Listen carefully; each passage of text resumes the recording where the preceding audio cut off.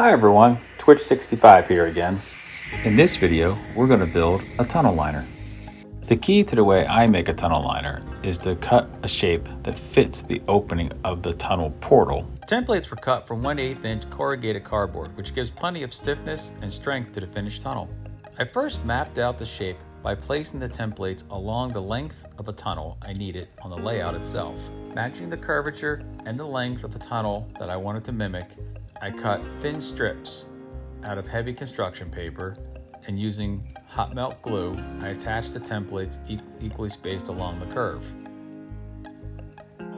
The tops of these templates were then strengthened and connected using 1/8 inch cardboard strips along the top edge, again with hot melt glue. I ended up with 7 cutouts on a curved section of track. After that was all glued in place, we took a quick trip over to the layout to check that the train would still fit the tunnel liners. Using PVA glue, I added strips of craft paper all along the interior length of the tunnel.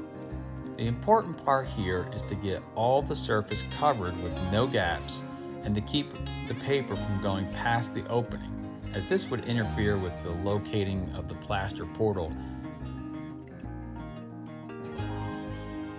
Once dry, trim the excess paper and make sure the whole liner sits flush to the tabletop.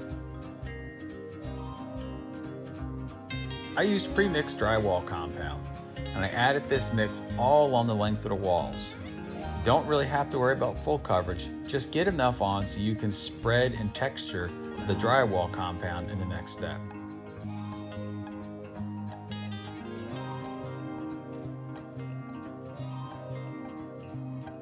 Using a damp foam brush, it's the best way to move the compound around. And I also used a light tapping motion with the brush to create the texture.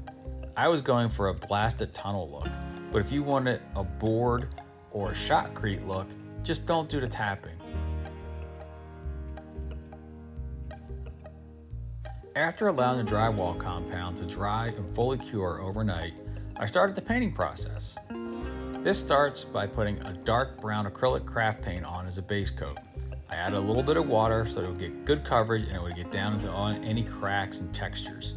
After that dried, you could use a second coat if you saw any of the white plaster compound coming through. Just make sure that you get a good even coverage.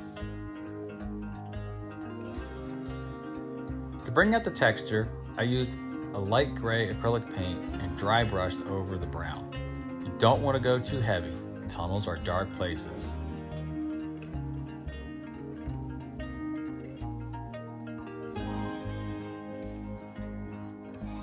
Finally, I added some pure black down the center line to simulate the smoke staining from years of use. Whether it's steam engines or diesels, they all produce some sort of smoke and it'll stain the top of the tunnel. And with that, I've finished my tunnel liner. All that's left is to add it to the layout and build the mountain around it, and then run some trains. If you enjoyed this short tutorial, please consider liking and subscribing. Remember to keep an eye out for part 2, where we install the liner on the layout.